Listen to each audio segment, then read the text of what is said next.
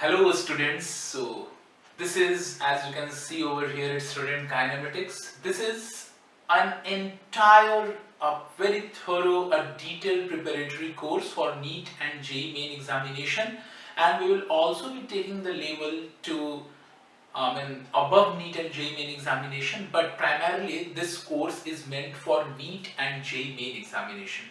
In this course, what we are going to discuss the entire theory, the entire concepts, all the formula, and more importantly, all the questions. Also, I will make you solve standard textbooks. Okay. So, as you can see over here, the first chapter that we are going to start in this course is kinematics, as it is written over here. तो पहला chapter जो हम लोग start करेंगे वो kinematics है, और kinematics के अंदर basically हम लोग start कहाँ से करेंगे? We are going to start, first of all I will be giving you a basic idea of what is kinematics, and then we are going to start from trajectory equation. पहले trajectory equations के बारे में मैं कुछ आपको बताऊंगा, लेकिन पहली बात कि kinematics होती क्या है? As you can see over here, the heading is written kinematics. So what is kinematics? Kinematics is the study of the nature of motion without taking into consideration the cause of motion. Cause of motion को बिना consider किए हुए जब nature of motion की study हम लोग करते हैं तो उसको बोलते हैं काइनेमेटिक्स. जब कॉज ऑफ मोशन की स्टडी करते हैं, अब कॉज ऑफ मोशन बेसिकली क्या होता है? फोर्स होता है. तो जब कॉज ऑफ मोशन की स्टडी हम लोग करते हैं, whenever we are studying the cause of motion, तो उस हेडिंग को हम लोग बोलते हैं काइनेटिक्स. और काइनेटिक्स और काइनेमेटिक्स मिल करके जनरली मैकेनिक्स कहलाती है. हालांकि मैकेनिक्स में और भी कुछ चीजें होती हैं, but generally kinetics plus kinematics मिल करके मैकेनिक्स कहलाती है. ठीक है. तो काइनेमेटिक्स में अभी हम लोग नेचर ऑफ मोशन की स्टडी करेंगे, और नेचर ऑफ मोशन मतलब मोशन यूनिफॉर्म मोशन है, that is bodies covering equal displacements in equal interval of time, या नॉन यूनिफॉर्म मोशन है. और नॉन यूनिफॉर्म मोशन भी है तो एक्सेलरेटेड है अगर वो, तो कैसे एक्सेलरेटेड है? whether it is motion with constant acceleration or whether it is motion with variable acceleration etc. उन सारी चीजों की स्टडी हम लोग करेंगे. ठीक है. लेकिन पहले हम लोग स्टार्ट करते हैं काइनेमेटिक्स की बेसिक से. तो you can see over here कि जो मोशन है हमारा, this motion can be primarily of of the form translatory motion, circular motion, oscillatory motion and vibratory motion. और भी टाइप्स हैं. ऑसिलेटरी मोशन के अंदर सब डिविजन्स में सिंपल हार्मोनिक मोशन वगैरह आ जाती हैं, पर वो बात की बात है. फिलहाल हम लोग बात कर रहे हैं ट्रांसलेटरी मोशन. तो ट्रांसलेटरी मोशन दो तरह की होती है, एक रेक्टिलिनियर मोशन. तो रेक्टिलिनियर मोशन में क्या होता है कि different points of the body, when the body is moving, all the points of the body move in straight line. ये रेक्टिलिनियर मोशन में होता है. और फिर है हमारे पास कर्वीलिनियर मोशन. तो कर्वीलिनियर मोशन में क्या होता है कि जब बॉडी मूव करती है तो उसके डिफरेंट पॉइंट्स जो है वो कर्व में मूव करते हैं. ठीक है. तो जब बॉडी मूव करती है, मान लीजिए बॉडी यहां से यहां तक गई, तो इसके डिफरेंट पॉइंट्स जो है वो कर्व में गए. फिर बॉडी मान लीजिए यहां पे अगर आ जाती तो ये पॉइंट ए यहां आ जाता, पॉइंट बी यहां आ जाती, पॉइंट सी यहां आ जाती. तो ये जो बॉडी है, जब बॉडी ऐसे मूव कर रही है तो इसके डिफरेंट पॉइंट्स कर्व में मूव कर रहे हैं. इस ट्रांसलेटरी मोशन को हम लोग बोलते हैं कर्वीलिनियर मोशन. फिर सर्कुलर मोशन. सर्कुलर मोशन में क्या होता है कि जो भी पार्टिकल सर्कल में घूम रही होती है, जो भी पार्टिकल मोशन कर रही होती है, उस पार्टिकल की डिस्टेंस किसी एक पर्टिकुलर पॉइंट से फिक्स्ड होती है. मतलब कि ये मान लीजिए कि वो पॉइंट है, तो यहां से इस पार्टिकल की डिस्टेंस फिक्स्ड रहेगी. सपोज वो डिस्टेंस r है, तो किसी भी इंस्टेंस पे देखिए तो वो जो डिस्टेंस है वो r ही रहेगी. तो ऐसे मोशन को सर्कुलर मोशन बोलते हैं. फिर हमारे पास ऑसिलेटरी मोशन आती है. Oscillatory motion generally to and fro motions जो होती हैं वो ऑसिलेटरी मोशंस कहलाती हैं. और उसके बाद हमारे पास वाइब्रेटरी मोशंस है. तो motions can be of different types. So let us proceed into kinematics. So once again let me tell you, kinematics is what? Kinematics is the study of nature of motion without taking into consideration the cause of motion. Okay.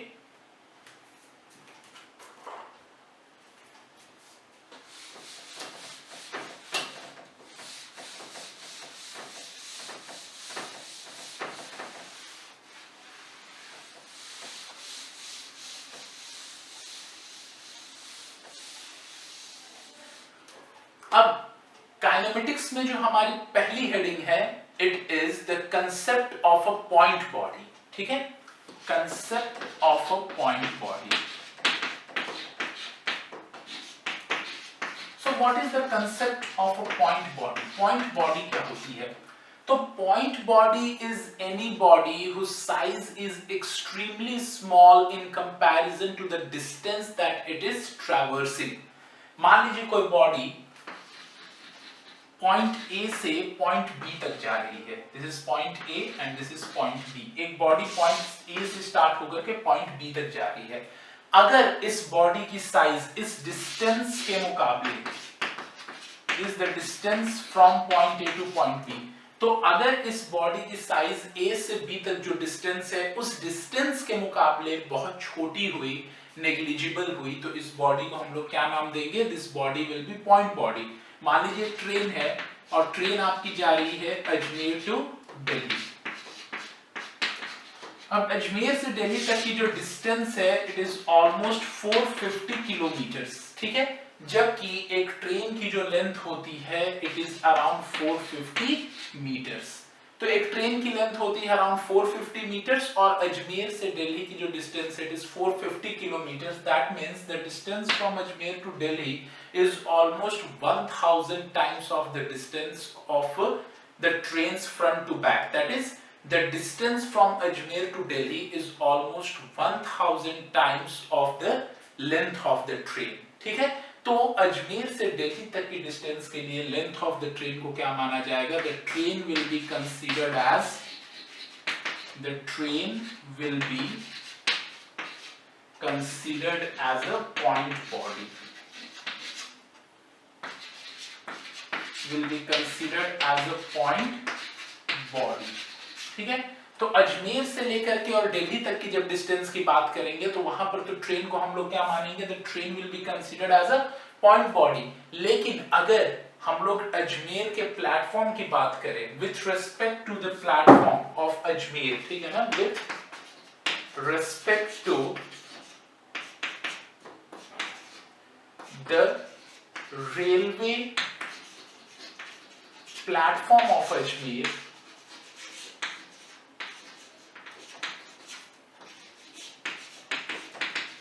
train is not a point body. Train is not a point body. तो अगर हम लोग अजमेर के platform के respect में train की लंबाई देखें तो ट्रेन को पॉइंट बॉडी नहीं मानेंगे. लेकिन वही अगर अजमेर से दिल्ली तक की डिस्टेंस देखें तो इस डिस्टेंस के लिए हम लोग क्या मानेंगे कि ये जो ट्रेन है वो क्या है? पॉइंट बॉडी है. So this is the concept of point body. यहां से लेकर के और जब तक हमारी रोटेशनल मैकेनिक्स स्टार्ट नहीं हो रही है, जब तक रिजिड बॉडी डायनेमिक्स नहीं स्टार्ट हो रही है हमारी, तब तक जितनी भी बॉडीज होंगी वो सारी की सारी बॉडीज को हम लोग क्या मानेंगे? पॉइंट बॉडीज मानेंगे. ठीक है, so this is the concept of a point body. उसके बाद नेक्स्ट पॉइंट है हमारा फ्रेम ऑफ रेफरेंस. ठीक है,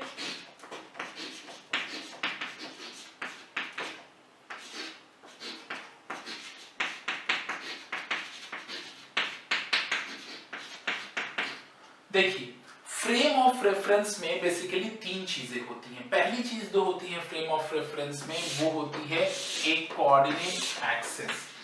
यहाँ पे हमारे पास ये हमारे पास एक्स एक्सिस है, ठीक है, ये हमारे पास वाई एक्सिस है एंड से दैट ये हमारे पास जेड एक्सिस है. तो सबसे पहली बात कि हमारे पास फ्रेम ऑफ रेफरेंस में एक कोऑर्डिनेट एक्सिस होगी. ठीक है, उसके बाद फिर कोऑर्डिनेट एक्सिस के साथ साथ यहाँ पे हमारे पास एक ऑब्जर्वर होगा और उस ऑब्जर्वर के पास एक टाइम कीपिंग डिवाइस होगी. ठीक है, एक क्लॉक होगी. तो what is frame of reference? अगर हम फ्रेम ऑफ रेफरेंस के बारे में बोले तो इट इज एन ऑब्जर्वर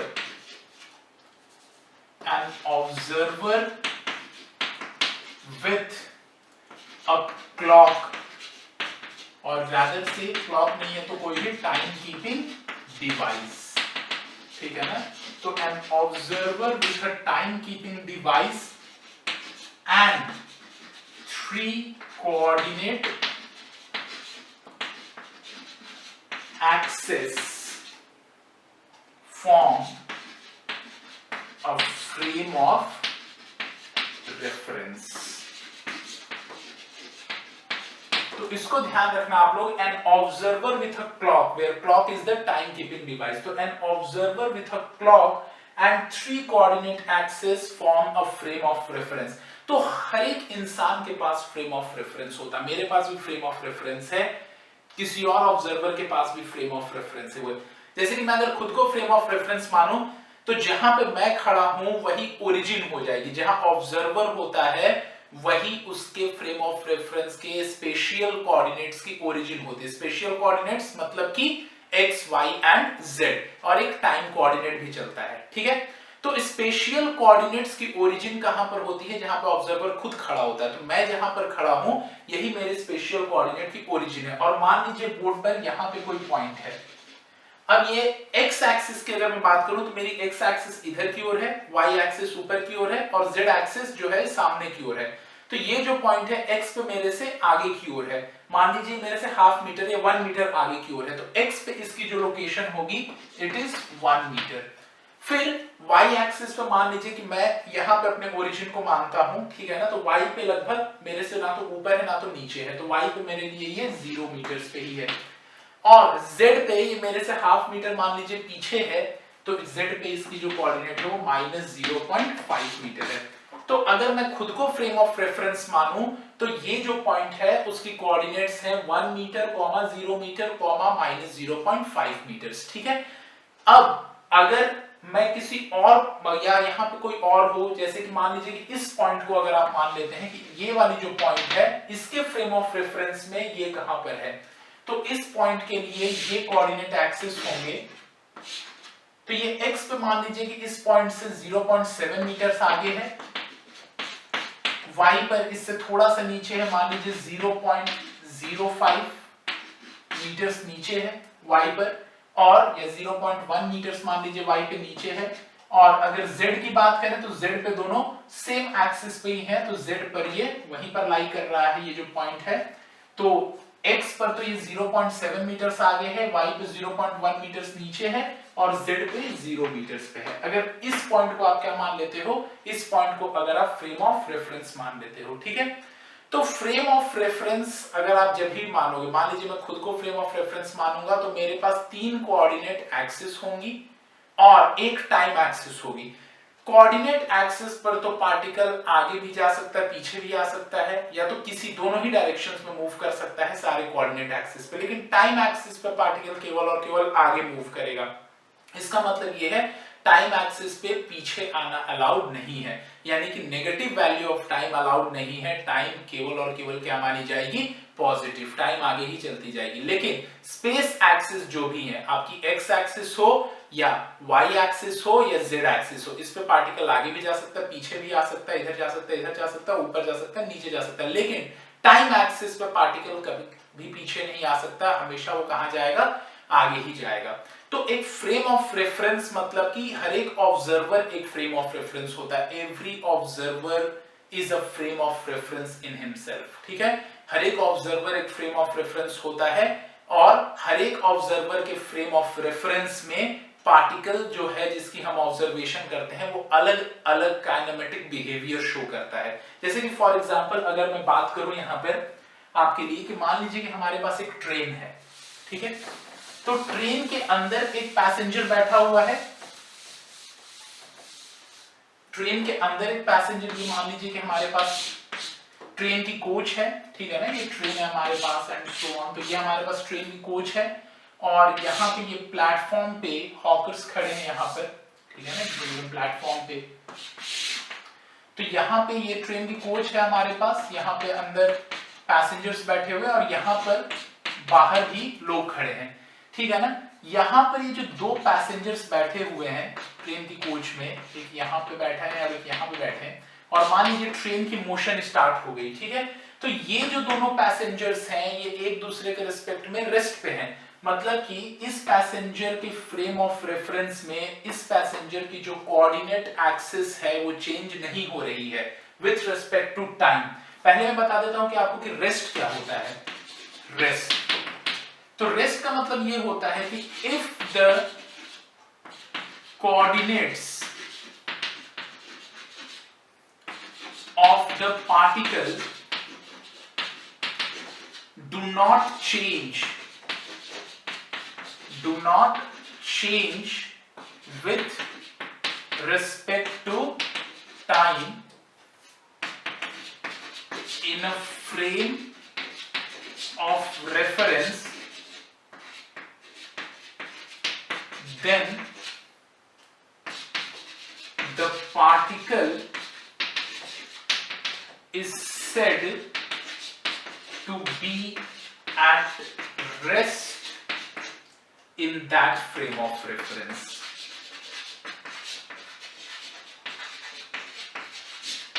ठीक है, the particle is said to be at rest in that frame of reference.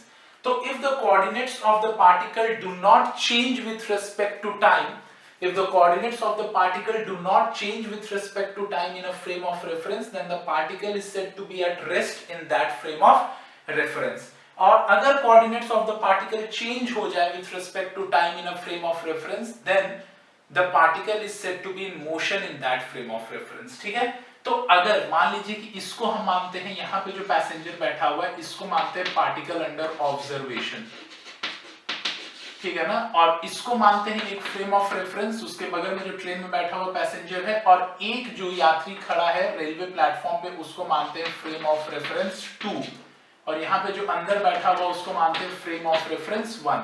तो फ्रेम ऑफ रेफरेंस 1 के कोऑर्डिनेट्स, फ्रेम ऑफ रेफरेंस 1 के रिस्पेक्ट में इस पार्टिकल के कोऑर्डिनेट्स टाइम के साथ चेंज नहीं हो रहे हैं, लेकिन फ्रेम ऑफ रेफरेंस 2 के रिस्पेक्ट में इस पार्टिकल के जो कोऑर्डिनेट्स हैं वो टाइम के साथ चेंज हो रहे हैं, क्योंकि ट्रेन आगे जा रही है तो पहले ये पार्टिकल यहां था, फिर कहीं इधर पहुंच जाएगा, फिर कहीं इधर पहुंच जाएगा. तो हम क्या बोलेंगे, with respect to the frame of reference 2 this particle is in motion, whereas with respect to the frame of reference 1 this particle is at rest. frame of reference 1 के रिस्पेक्ट में ये पार्टिकल रेस्ट पे है. Definition देखिए rest की क्या है कि if the coordinates of the particle do not change with respect to time, मतलब कि इस पार्टिकल के जो कोऑर्डिनेट्स हैं वो टाइम के साथ इसके रिस्पेक्ट में चेंज नहीं हो रहे हैं. तो if the coordinates of the particle do not change with respect to time in a frame of reference, then the particle is said to be at rest in that frame of reference. मतलब इस frame of reference में ये जो particle है वो rest पे है. And if the coordinates of the particle change with respect to time in a frame of reference, then the particle is said to be in motion in that frame of reference. तो rest और motion की definition आप लोग note down कर लीजिएगा. और यहाँ से एक बहुत इंपॉर्टेंट टर्म जो हम लोग को सीखने को मिली है, या बहुत इंपॉर्टेंट बात जो हमें सीखने को मिली है, it is rest and motion are never absolute. Rest और मोशन कभी भी एब्सोल्यूट नहीं होते हैं. Rest and motion are never absolute. Rest और मोशन कभी भी एब्सोल्यूट नहीं होते हैं. Rest and motion are always frame dependent. They depend upon the frame of reference. In one frame of reference the particle can be at rest, whereas in other frame of reference the same particle can be in motion. जैसे कि for example अगर हम बात करें कि मेरे respect में मान लीजिए कि ये जो मार्कर है ये मेरे रिस्पेक्ट में रेस्ट पे है, ठीक है ना, और अगर मैं चलना स्टार्ट करूं फिर भी मेरे रिस्पेक्ट में रेस्ट पर ही है, लेकिन यही जो मार्कर है ये मेरे बगल में अगर कोई खड़ा रहता तो उसके रिस्पेक्ट में ये मोशन में रहता. मेरे रिस्पेक्ट में क्योंकि मैं खुद को ओरिजिन मानूंगा और मेरे से मार्कर मान लीजिए कि 0.5 मीटर्स आगे है, तो जब मैं चलूंगा तो भी हमेशा 0.5 मीटर्स आगे ही रहेगा हमेशा. तो मेरे रिस्पेक्ट में तो इस पार्टिकल की पोजीशन चेंज ही नहीं हो रही है. लेकिन मान लीजिए कोई खड़ा है, कोई मेरे बगल में खड़ा होता तो उसके रिस्पेक्ट में इसका z कोऑर्डिनेट मान लीजिए पहले 0 होता, ठीक है ना, क्योंकि उसके सामने ही खड़ा था. लेकिन जैसे जैसे मैं आगे जाता तो पार्टिकल ये मार्कर जो है इसकी z कोऑर्डिनेट इस ऑब्जर्वर के रिस्पेक्ट में चेंज होती जाती. तो यानी कि इस पार्टिकल की एक वेलोसिटी आ जाती z पे, और हम लोग क्या बोलते हैं कि इस पार्टिकल के पास क्या है, मोशन है इस ऑब्जर्वर के रिस्पेक्ट में, लेकिन मेरे रिस्पेक्ट में पार्टिकल किस पे, रेस्ट पे. अगर हम बात करें मून पे, तो मून पे अगर कोई पत्थर है तो मेरे रिस्पेक्ट में किस पे है, वो मेरे रिस्पेक्ट में मोशन में है. लेकिन अगर नील आर्मस्ट्रांग उस वक्त मून पे ही खड़े रहते तो उनके रेस्पेक्ट में वो पत्थर किस पे रहता, रेस्ट पे रहता, ठीक है ना, क्योंकि अर्थ के रेस्पेक्ट में मून मोशन में है तो मेरे रेस्पेक्ट में भी मून मोशन में है, तो मून का हर एक पत्थर मेरे रेस्पेक्ट में मोशन में है। लेकिन अगर नील आर्मस्ट्रांग मून पे इस वक्त खड़े रहते तो उनके रेस्पेक्ट में वो पत्थर रेस्ट पे रहता। तो rest and motion are never absolute, rest and motion are never absolute, they are always relative, they are always relative। Relative मतलब एक दूसरे के रिश्तेदार नहीं है, रिलेटिव मतलब कि एक दूसरे के मतलब फ्रेम ऑफ रेफरेंस पे वो डिपेंड करते हैं। They are always relative, that is you can say that rest and motion are frame dependent, rest and motion are frame dependent, वो डिपेंड किस पे करते हैं, फ्रेम ऑफ रेफरेंस पे, ठीक है ना। This is very important. अब तक हम लोगों ने पढ़ा फ्रेम ऑफ रेफरेंस के बारे में। After studying the frame of reference now we are good enough to move into the equation of trajectory. तो अब इक्वेशन ऑफ ट्रेजेक्टरी क्या होती है, रादर पहली बात की ट्रेजेक्टरी क्या होती है ये हमें पता होना चाहिए कि what is trajectory. Trajectory is the path traversed by the particle during its motion। अपने मोशन के वक्त पार्टिकल जो पाथ को ट्रैवर्स करता है उसी को हम लोग क्या बोलते हैं, ट्रेजेक्टरी ऑफ द पार्टिकल बोलते हैं, ठीक है ना। जैसे कि फॉर एग्जांपल ये मार्कर में जब लिखा ट्रेजेक्टरी शब्द, जब लिखा ट्रेजेक्टरी, इस चौक में जब ट्रेजेक्टरी शब्द लिखा तो ये ट्रेजेक्टरी शब्द जो है ये क्या है, ये path of the motion of chalk है। चॉक ने जैसे जैसे मूव किया है वही ये शब्द ट्रेजेक्टरी लिखी हुई है। So this is the path through which the chalk moved, ठीक है ना।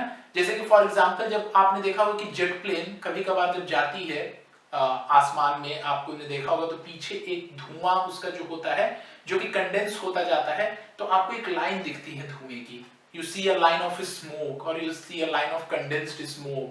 तो वो जो है वो उस प्लेन की, जेट प्लेन क्योंकि उसी रास्ते से आई है, वही उसकी क्या है, ट्रेजेक्टरी है। तो trajectory in short is what, trajectory is the path followed by the particle, ठीक है ना। तो ट्रेजेक्टरी जो होती है it is the path followed by the particle. लेकिन क्योंकि फिजिक्स की बात है तो फिजिक्स में हम लोग को ट्रेजेक्टरी के लिटरेचर के साथ साथ ट्रेजेक्टरी की मैथमेटिकल डेफिनेशन या ट्रेजेक्टरी की मैथमेटिकल एनालिसिस भी करनी होगी, ठीक है ना। तो trajectory is actually what, it is the path followed by the particle, path followed by the particle, ठीक है। So it is an inter relation. Path को आप कैसे बताओगे, तो पाथ को आप बताओगे in between, it is an interrelation in between the x and y coordinates. In fact x, y और z कोऑर्डिनेट्स में भी हो सकते हैं, बट अभी हम लोग मैक्सिमम 2D इंटर रिलेशन ही देख रहे हैं यहाँ पे। तो मान लीजिए कि पार्टिकल को अगर आपको बताना है कि ट्रेजेक्टरी अगर आपको बतानी है तो कैसे ट्रेजेक्टरी बताओगे आप, तो आप ऐसे बताओगे कि से दैट जब x की वैल्यू 1 थी तो उस वक्त y की जो वैल्यू थी वो 2 थी, तो पार्टिकल यहाँ पे था। फिर जब x की वैल्यू 2 हुई तो y की वैल्यू 1 हो गई, तो पार्टिकल यहाँ आ गया, ठीक है ना। फिर जब x की वैल्यू 3 हुई तो y की वैल्यू 4 हो गई, तो पार्टिकल कहीं यहाँ आ गया। तो कुछ और x की वैल्यू जब 0 थी तो y की वैल्यू भी 0 थी से, तो पार्टिकल यहीं पे था। तो ये जो आपके पास जा रहा है दिस इज व्हाट, अगर हम रफ एंड इसको कनेक्ट करें तो this is the trajectory of the particle, this is the trajectory of the particle, ठीक है ना। तो ट्रेजेक्टरी इक्वेशन के लिए मतलब जरूरी क्या है, we require an interrelation in between the x and y coordinates. x और y कोऑर्डिनेट्स के बीच में हमें इंटर रिलेशन चाहिए। इसका मतलब कि अगर हम लोगों को x टाइम के फंक्शन के फॉर्म में अगर गिवन है क्वेश्चन के अंदर, suppose we are given x as a function of time, ठीक है ना, हमें x as a function of time दिया हुआ है और हमें y as a function of time दिया हुआ है, x as a function of time दिया हुआ है और y as a function of time दिया हुआ है। तो हमारा पहला जो स्टेप होता है स्टेप 1, इसमें ये होता है कि write x as a function of time जो दिया है तो write t as a function of x, write t as a function of x। मतलब x as a function of time दिया है, आपको क्या लिखना होगा, t as a function of x।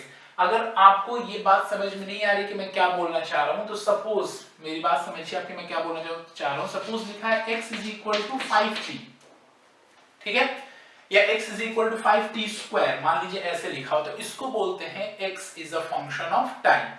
वो आपने फंक्शंस में पढ़ा होगा, dependent variable and independent variable, चलिए वो बाद की बात है, वो नहीं पढ़ा हो तो मैं सिखा दूंगा। But x equal to 5t square, इसका मतलब ये है कि x as a function of time लिखा हुआ है। अब हमको क्या करना होगा कि t as a function of x लिखना होगा, मतलब कि x बाई 5 का under root, this is equal to t plus minus, ठीक है ना।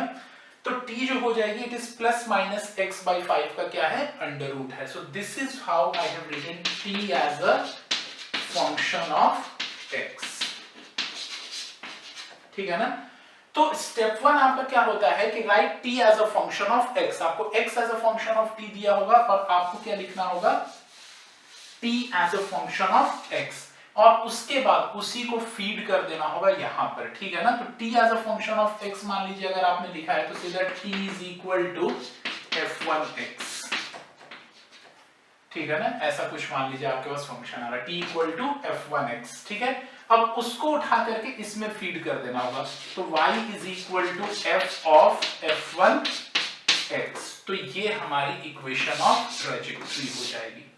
हालांकि हमेशा यही मेथड काम में, ऐसा जरूरी नहीं है, इससे भी ज्यादा इजीली सॉल्व हो जाते हैं, बट फिलहाल आपको जो चीज ध्यान देनी है वो ये है कि generally x as a function of time दिया रहेगा, y as a function of time दिया रहेगा, आपको करना क्या रहेगा, आपको t as a function of x लिख देना होगा, और फिर उसको उठा करके y as a function of t जो है, इस t की जगह पे उस t को as a function of x लिख दीजिए, और ये आपका इक्वेशन ऑफ ट्रेजेक्टरी आ जाएगी। जैसे कि फॉर एग्जांपल जो पुराना वाला केस था, उसी की अगर मैं डिस्कस करूं यहाँ पे, मान लीजिए कि आपको ऐसे दिया हुआ रहता, से that x is equal to आपको 5t स्क्वायर दिया हुआ है and y is equal to 2t दी हुई है, ठीक है। मान लीजिए ऐसे आपको दिया हुआ और बोले कि इक्वेशन ऑफ ट्रेजेक्टरी लिखिए आप, ठीक है ना, और बोल रहा है कि ये जो आपकी t है वो कभी नेगेटिव नहीं हो सकती है, ये पहले ही आपको पता है। तो यहां से आपके स्टेप 1 में क्या लिखिएगा, आप इक्वेशन ऑफ ट्रेजेक्टरी लिखने के लिए t as a function of x, ठीक है, तो t as a function of x लिखिएगा, तो t इज इक्वल टू क्या हो जाएगा, under root of x by 5। तो t is equal to under root of x by 5 हो गया, ठीक है। उसके बाद फिर now because y is step 2 में, अब क्या कीजिएगा, y इज इक्वल टू आपको क्या दिया हुआ है, 2t, तो 2t, अब t की जगह पे क्या लिखिएगा, under root of x by 5, तो y is equal to therefore क्या हो जाएगा, 2 under root of x by 5। ये क्लियर है आप लोगों को। मैं यहाँ पे वापस लिख देता हूँ, y क्या लिखेगा, y is equal to 2 under root of x by 5 t की जगह पे। अब दोनों साइड चाहो तो आप स्क्वायर भी कर सकते हो, तो y square is equal to 4x by 5। तो ये हमारी क्या हो जाएगी, इक्वेशन ऑफ ट्रेजेक्टरी, ठीक है। तो अगर आपको दिया x is equal to 5t square and y equal to 2t, तो उसके लिए इक्वेशन ऑफ ट्रेजेक्टरी जो हो जाएगी, y square is equal to 4x by 5। तो y square is equal to 4x by 5, this is the type of parabola, ये जो path है पैराबोलिक होगी, ओके। सो ऐसे हम इक्वेशन ऑफ ट्रेजेक्टरी कैलकुलेट करते हैं। तो चलिए इक्वेशन ऑफ ट्रेजेक्टरी पे बेस्ड हम लोग और क्वेश्चंस करते हैं।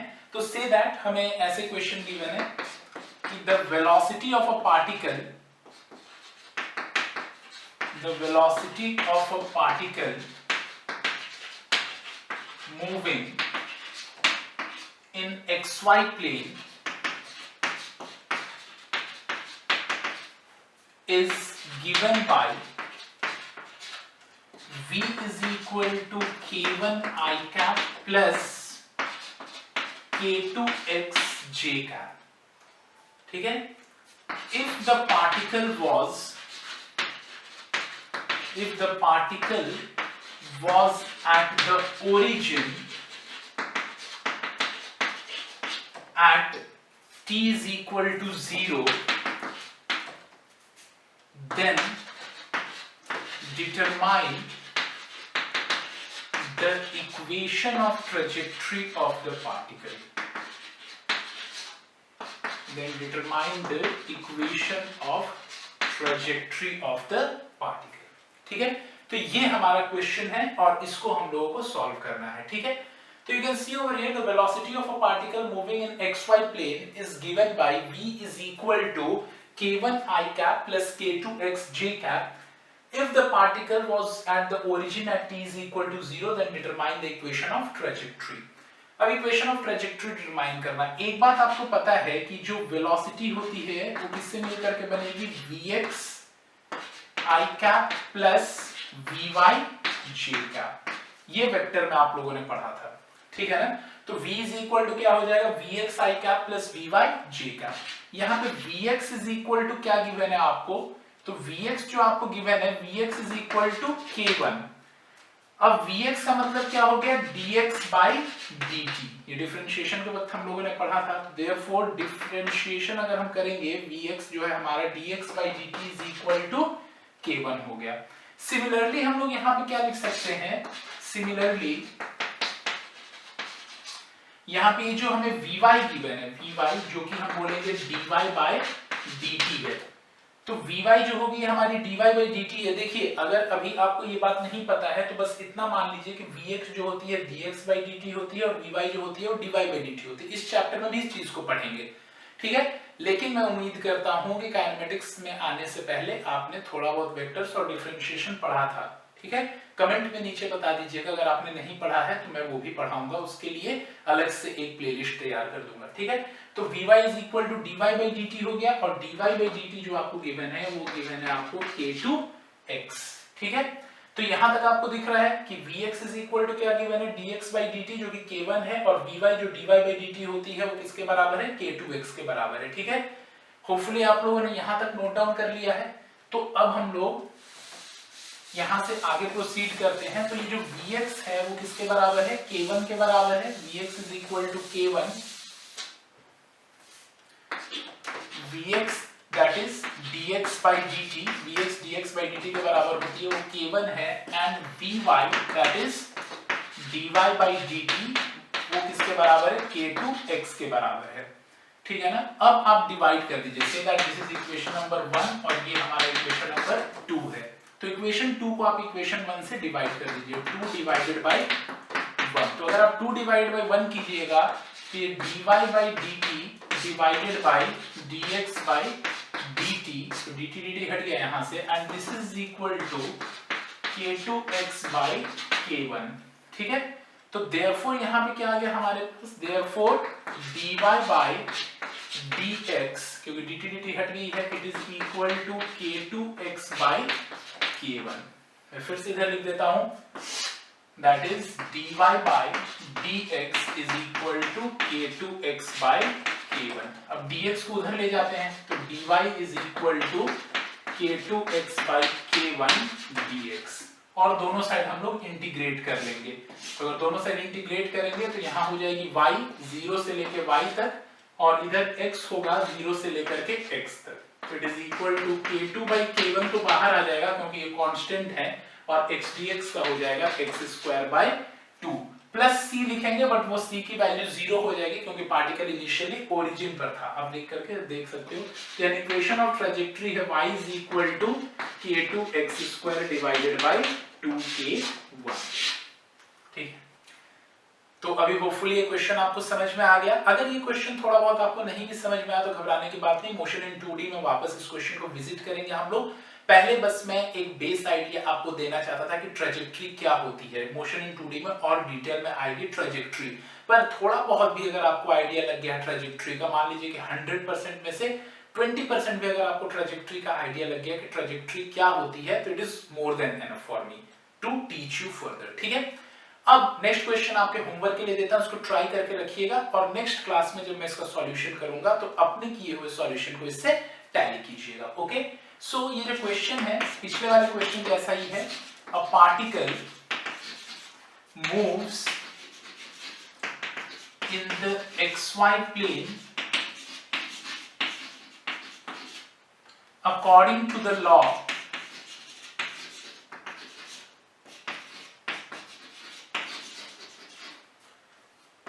r is equal to 2 sin 3t plus 2 1 minus cos 3t, obviously ये i कैप में है, और plus 2 sin 3t j cap में। एक बार अच्छे से इसको देख लीजिए, ठीक है।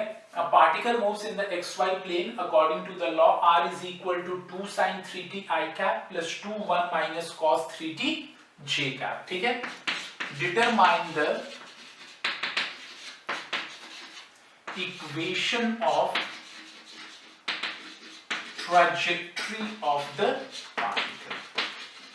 Okay, your aim is to determine the equation of trajectory. तो यहां तक करके रखिएगा आप लोग और लेक्चर को बार बार देखिएगा, ठीक है। This is the base of kinematics, और इसके बाद आगे हम प्रोसीड करेंगे और कल से नेक्स्ट लेक्चर में हमारा फुल फ्लेज्ड कोर्स स्टार्ट हो जाएगा। तो नोट डाउन कर लीजिए इस क्वेश्चन को, सॉल्व करके रखिएगा। Thank you.